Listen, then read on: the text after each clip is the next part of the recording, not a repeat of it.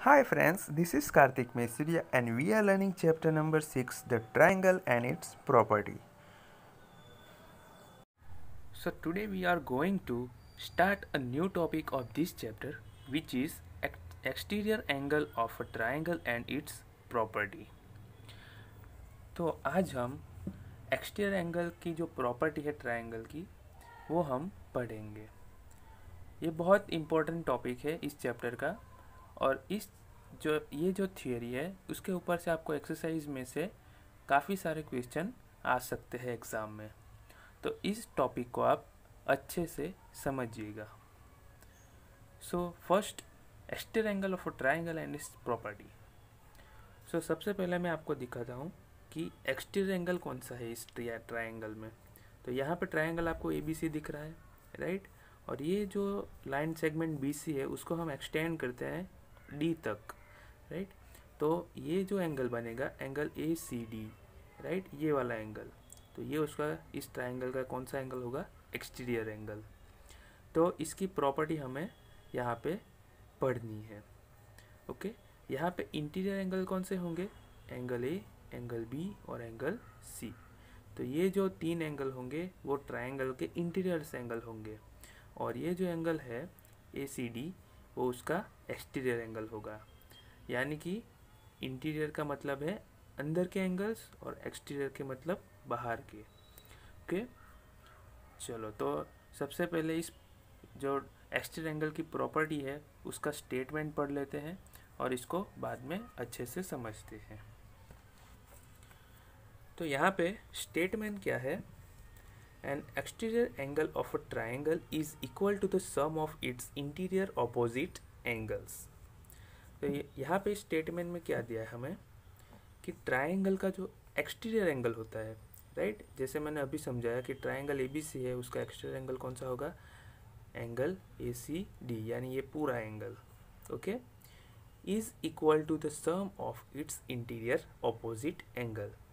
तो ये जो हमारा एक्सटीरियर एंगल होगा वो किससे इक्वल होगा? तो उसकी जो sum of its interior opposite angle, यानी कि इस एंगल के ऑपोजिट एंगल कौन से हैं यहाँ पे? ये दो, एंगल 1 एंड एंगल 2, राइट, उन दोनों के सम के इक्वल होगा।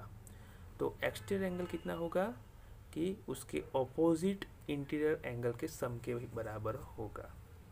तो स्टेटमेंट आपको समझ आ गया होगा, ओके। तो सबसे पहले हम देखेंगे, अगर एग्ज़ाम में आपको इस स्टेटमेंट को प्रूव करना है तो आपको इस तरह से लिखना होगा। तो स्टेटमेंट क्या था? An exterior angle of triangle is equal to the sum of its interior opposite angles. यहाँ पे गिवन क्या है? So consider triangle ABC and angle ACD is an exterior angle. तो यहाँ पे ट्रायंगल ABC दिया है और ACD को हमें एक्सटीरियर एंगल के तौर पर कंसिडर करना है। Now to show measurement of angle ACD is equal to angle A plus angle B. Through C draw a C line segment and parallel to BA. तो यहाँ पे इसको प्रूव करने के लिए हमने क्या किया है? ACD is equal to angle A और एंगल B, ये प्रूव करना है हमें। तो उस यहाँ से C के थ्रू हमें एक लाइन सेगमेंट ड्रॉ करना है जो लाइन सेगमेंट AB के पैरेलल हो, ओके। तो ये हमने कर लिया है। अब उसको जस्टिफाई करेंगे। सो जस्टिफिकेशन में हमारा फर्स्ट स्टेप क्या रहेगा कि angle 1 is equal to angle X। ये कैसे? Angle 1 is equal to angle X, ये कैसे होगा? तो हमने आगे कुछ प्रॉपर्टीज़ पढ़ी थी और कुछ एंगल्स देखे थे जिसमें हमने अल्टरनेटिव एंगल्स देखे थे और कोरिस्पोंडिंग एंगल्स देखे थे, ट्रांसवर्सल देखा था। तो इसके हिसाब से यहाँ पे आप देख सकते हो, इसको मैं उल्टा करके दिखाता हूँ।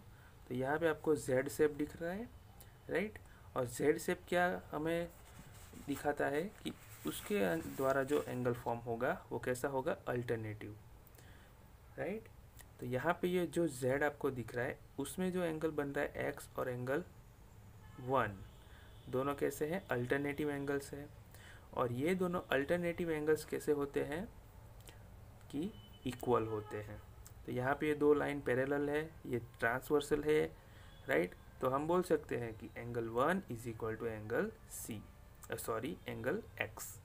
तो यहाँ पे B A parallel C E, B A parallel C है, right, and A C is the transversal, और ए सी जो है वो उन दोनों को कट कर रही है, यानी वो ट्रांसवर्सल है।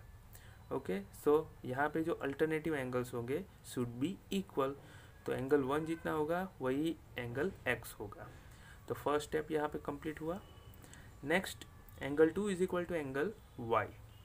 तो angle 2 is equal to angle Y यहाँ पे दिया है। तो हमने आगे पढ़ा था कि अगर यहाँ पे एफ शेप दिख रहा है आपको, राइट, तो एफ शेप के अंदर जो एंगल बनेंगे वो कैसे होते हैं, कोरिस्पोंडिंग एंगल्स होते हैं।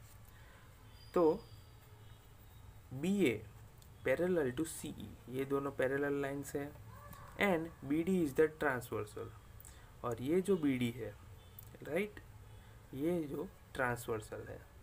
अब उसके अंदर जो एंगल बनेंगे वो कैसे होंगे, कोरिस्पोंडिंग एंगल्स, तो वो भी कैसे होते हैं, इक्वल होते हैं। तो हम लिख सकते हैं सेकंड स्टेप में कि angle 2 is equal to angle Y. Now third step, angle 1 plus angle 2 is equal to angle X plus angle Y. तो इन दोनों को सम करने पर ये हमारा पूरा एक्सटीरियर एंगल मिल सकता है, और पूरा कैसे होगा, एक्स प्लस वाई करेंगे तभी ये पूरा एक्सटीरियर एंगल होगा, राइट। तो हम लिख सकते हैं angle 1 plus angle 2 is equal to angle X plus angle Y, right. Now angle X plus angle Y is equal to angle A C D, right. इन दोनों का सम करने पर हमें ये पूरा एंगल ए सी डी मिल जाएगा totally, right, X plus Y करेंगे तो। Hence angle 1 plus 2 is equal to angle A C D, और ये दोनों किसके बराबर है, इन दोनों एंगल के बराबर है। तो angle 1 is equal to angle X है और angle 2 is equal to angle Y है, तो दोनों सेम हो गए। तो उन दोनों के बराबर भी हम लिख सकते हैं angle A C D, right. तो हम लिख सकते हैं angle 1 plus angle 2 is equal to angle A C D. तो यहाँ पे हमने प्रूव कर दिया कि ये जो इंटीरियर ऑपोजिट एंगल है उनका सम एक्सटीरियर एंगल के इक्वल होता है। Okay, so the above relation between N exterior angle and its two interior opposite angle is referred to as the exterior angle property of the triangle।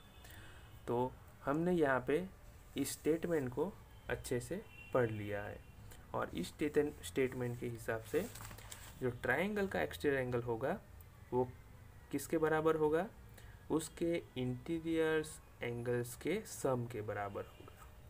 तो ये जो statement है आपको अच्छे से याद रखना है, क्योंकि इस स्टेटमेंट के ऊपर से आपको बहुत सारे सम सॉल्व करने हैं, और नेक्स्ट एक्सरसाइज में इसके ऊपर से हमें बहुत सारे क्वेश्चन पूछे गए हैं। Okay, hope you understand all these topics of the day. Thank you.